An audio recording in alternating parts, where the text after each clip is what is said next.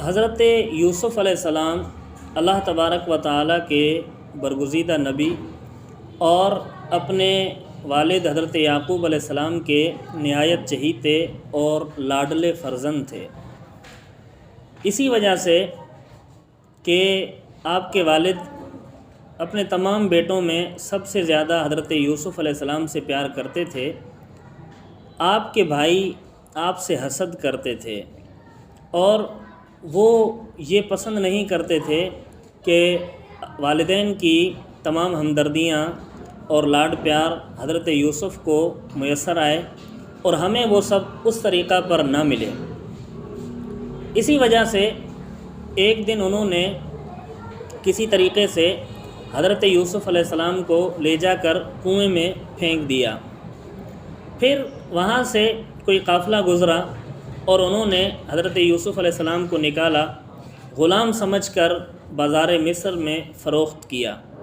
عزیز مصر نے آپ کو خرید لیا اور پھر پورا یہ ایک تفصیلی واقعہ ہے۔ میں یہاں پر دو اقتباسات آپ کے لیے بیان کرتا ہوں۔ یہ پوری تفصیل کے بعد ایک وقت وہ آتا ہے کہ حضرت یوسف علیہ السلام عزیز مصر سے کہتے ہیں قال اجعلنی علی خزائن الارض انی حفیظ علیم، کہ مجھے اپنے خزانوں کا والی اور وارث بنا دیں، میں بہت حفاظت کرنے والا اور اس معاملہ کی جانکاری اور مہارت رکھنے والا ہوں۔ یہاں پر جو ہمارے سیکھنے کی چیز ہے وہ یہ ہے کہ جب بندہ ایک صحیح سمت پر جا رہا ہوتا ہے اور اپنی منزل کی طرف رواں دواں ہوتا ہے تو فطری بات ہے کہ اس کے حاسدوں کی کثرت ہو جاتی ہے، اور ہم لوگ اسی چیز سے مایوس ہو جاتے ہیں کہ فلاں ہمیں پسند نہیں کرتا، فلاں ہم سے چڑھتا ہے، فلاں کو ہم سے تکلیف ہے، اور یوں ہم جو ہے وہ راہ تبدیل کر دیتے ہیں۔ حالانکہ یہ تو اس بندے کے حق پر ہونے کی دلیل ہے۔ یوں سمجھ لیجئے کہ اللہ تبارک و تعالی کسی بھی بندے کو کوئی بڑا منصب دینے سے پہلے محسود بناتا ہے، تو حاسدوں کے لیے یہی کیا کم ہے کہ ہم انہیں کوئی تکلیف نہیں دیتے، لیکن یہ بھی کوئی معقول طریقہ نہیں ہے کہ ان کی وجہ سے ہم اپنا کام چھوڑ دیں۔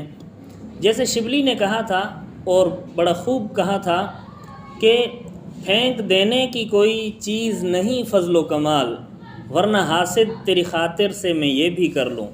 تو ہم حاسدوں کو تکلیف تو نہیں دیں گے، لیکن ان کی وجہ سے جو صلاحیت، جو خوبی، جو ملکہ اللہ تعالیٰ نے ہمیں دیا ہے وہ بھی نہیں چھوڑیں گے۔ اور دوسری بات یہ ہے کہ اگر آپ کامیاب ہونا چاہتے ہیں یا کوئی بڑا عہدہ جس کے آپ اہل ہیں وہ آپ پانا چاہتے ہیں تو آپ کے لیے اپلائی کرنا ضروری ہوگا۔ بہت سارے لوگ یہ سوچ کے گھر بیٹھ جاتے ہیں کہ ہمیں خود جو ہے وہ بلا کر پلیٹ میں رکھ کر وہ منصب دیا جائے گا، وہ عہدہ دیا جائے گا، تو ایسا نہیں ہے۔ حضرت یوسف علیہ السلام بہترین باپ کا بہترین بیٹا، اللہ کا برگزیدہ نبی پیغمبر، انہوں نے بھی اپلائی کیا، انہوں نے بھی جو ہے وہ درخواست دی۔ تو ہمیں بھی اگر کوئی معقول عہدہ یا منصب چاہیے اور ہم اس کے اہل ہیں تو اس سے ہمیں یہ پیغام ملتا ہے کہ ہمیں بھی اپلائی کرنا ہوگا۔ اور پھر جب حضرت یوسف علیہ السلام بادشاہ بن گئے، والی مصر بن گئے، اور آپ کے بھائی آپ کے پاس غلہ لینے کے لیے آئے، اس وقت کا ایک اقتباس مجھے جو ہے ذہن میں آ رہا ہے کہ انہوں نے جب حضرت یوسف کو دیکھا قالوا اِنَّكَ لَأَنْتَ یوسف، انہوں نے کہا کیا واقعی میں آپ یوسف ہیں؟ تو حضرت یوسف علیہ السلام نے فرمایا انا یوسف وہذا اخی، میں یوسف ہوں اور یہ میرا بھائی ہے۔ قد من اللہ علینا، تحقیق اللہ تعالیٰ نے ہم پر احسان فرمایا۔ یہ جو آپ مجھے بادشاہ دیکھ رہے ہیں، والی مصر دیکھ رہے ہیں، یہ ہم پر اللہ کا فضل ہے، اللہ کا احسان ہے۔ میں کسی بہت بڑے بزلہ سنج، نکتہ رس اور زبردست قسم کے بلیغ اور ادیب آدمی کی کتاب پڑھ رہا تھا۔ اس نے کہا کہ روئے زمین کے تمام فصیح اور بلیغ لوگ جمع ہو جائیں، حضرت یوسف سے بہترین جواب اس سوال کا نہیں دے سکتے جو حضرت یوسف علیہ السلام نے جواب دیا۔ اگر ہم ہوتے، آج کے دور کے موحد ہوتے اور ان کو کوئی منصب مل جاتا اور ان سے سوال کیا جاتا تو وہ کیا کہتے کہ یہ میرے والد کی دعائیں ہیں، میری والدہ کی دعائیں ہیں، میری محنت ہے، اور کوئی کہتا کہ یہ میرے پیر کا فضل ہے، میرے مرشد کا کمال ہے۔ حالانکہ حضرت یوسف علیہ السلام کے والد سے زیادہ کامل کسی کا پیر کیا ہو سکتا ہے؟ لیکن آپ نے ساری چیزیں اللہ تبارک و تعالیٰ کی طرف منسوب کر کے، اللہ تبارک و تعالیٰ کی طرف نسبت کر کے یہ بتا دیا کہ دنیا میں جس کو جو بھی فضل و کمال ملتا ہے در حقیقت وہ اللہ تعالیٰ کی عطا ہوتی ہے۔ پھر آگے آپ نے ایک فارمولہ دے دیا، فرمایا اِنَّهُ مَن يَتَّقِ وَيَصْبِرْ فَإِنَّ اللَّهَ لَا يُضِيعُ أَجْرَ الْمُحْسِنِينَ، کہ جو آدمی بھی اللہ سے ڈرے گا، تقوی اختیار کرے گا اور صبر کرے گا تو بے شک اللہ تبارک و تعالی احسان کرنے والوں کا اجر ضائع نہیں فرماتا۔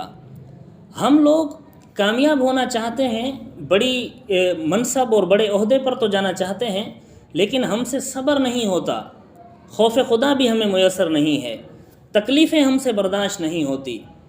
ہم بھی بادشاہ تو بننا چاہتے ہیں لیکن کنویں میں گرنا نہیں چاہتے، بادشاہ تو بننا چاہتے ہیں لیکن جیلوں کی سلاخوں کے پیچھے ایک طویل عرصہ گزارنے کا ہم میں حوصلہ نہیں ہے۔ ہم فاتح مکہ تو بننا چاہتے ہیں لیکن ہم مکے سے جلا وطنی کو قبول نہیں کر سکتے۔ ہم کعبے کی چھت پر چڑھ کر اذان تو دینا جانتے ہیں، اس کی خواہش رکھتے ہیں، لیکن ہم تپتی ریت پر لیٹ کر اعلاء کلمت الحق کا فریضہ انجام نہیں دے سکتے۔